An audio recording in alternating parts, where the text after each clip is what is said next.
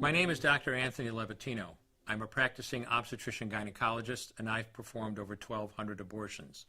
Today I'm going to describe a third trimester induced abortion, which is performed at 25 weeks to term.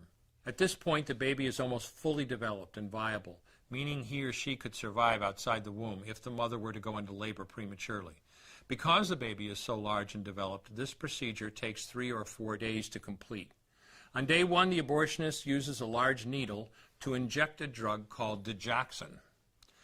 Digoxin is generally used to treat heart problems, but a high enough dosage of digoxin will cause fatal cardiac arrest.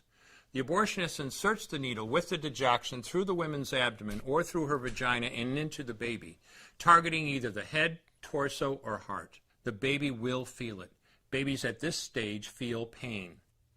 When the needle pierces the baby's body and the digoxin takes effect, the life of the baby will end.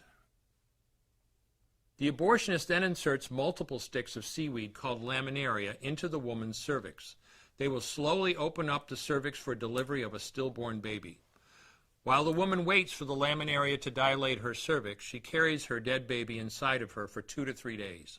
On day 2, the abortionist replaces the laminaria and may perform a second ultrasound to ensure the baby is dead.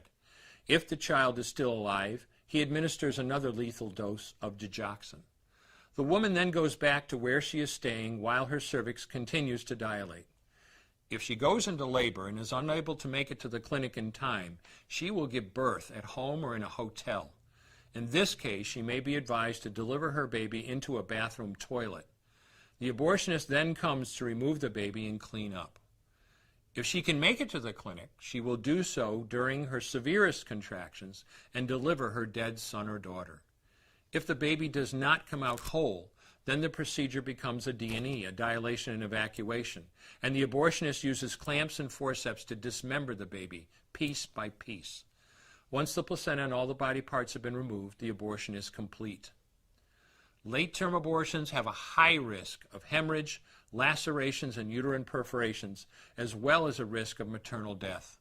Future pregnancies are also at a greater risk for loss or premature delivery due to abortion-related trauma and injury to the cervix. As I mentioned at the beginning, I'm Dr. Anthony Levatino, and in the early part of my career as an OBGYN, I performed over 1,200 abortions. One day, after completing one of those abortions, I looked at the remains of a preborn child whose life I had ended, and all I could see was someone's son or daughter. I came to realize that killing a baby at any stage of pregnancy for any reason is wrong. I want you to know today, no matter where you're at or what you've done, you can change. Make a decision today to protect the preborn. Thank you for your time. I will no longer do any more abortions.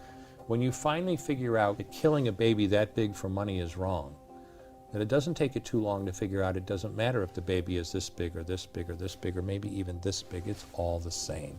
And I haven't done any since then, and I never will.